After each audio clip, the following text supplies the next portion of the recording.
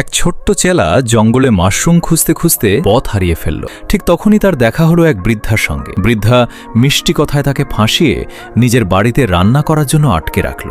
খাবারের মধ্যে সে গোপনে ঘুম ধরানো ভেষজ মিশিয়ে দিয়েছিল। খাবার কোনো নিরীহ বৃদ্ধা ছিল না, বরং ছদ্মবেশে ঘুরে বেড়ানো এক কালো দানব ছিল। সঙ্গে সঙ্গে ছেলেটির তার গুরুর সতর্কবাণী মনে পড়ল। গুরু তাকে প্রাণ বাঁচানোর জন্য 3টি অলৌকিক রক্ষা কবচ দিয়েছিলেন। সে নিয়ে গিয়ে শক্ত করে বেঁধে রাখল। সুযোগ পেয়ে ছেলেটি বাঁধন খুলে একটি জাদুকরী প্রতীক নিজের জায়গায় বেঁধে জাংলা দিয়ে লাফিয়ে পালালো। দানব ভেবেছিল শিকার এখনো তার করে, দ্বিতীয় তাবিজটি ছুড়ে দিল। মুহূর্তেই সেখানে প্রবল বন্যা নেমে এলো, আর দানব পানির ঘূর্ণিতে আটকা পড়ে গেল। ছেলেটি খুশি হলো, কিন্তু পরের মুহূর্তেই দানব পুরো সমুদ্র এক এড়িয়ে এলো। কিন্তু দানব নিজের পেট থেকে পানি আর আগুনের এমন ভয়ঙ্কর মিশ্রণ উগরে দিল যে সবকিছু ধ্বংস হয়ে গেল। ছেলেটি কোনো রকমে পড়তে পড়তে নিজের আশ্রমে পৌঁছে জোরে জোরে দরজায় ধাক্কা দিতে লাগলো। দানবও তার পিছু পিছু এসে গর্জন করে বলল, দরজা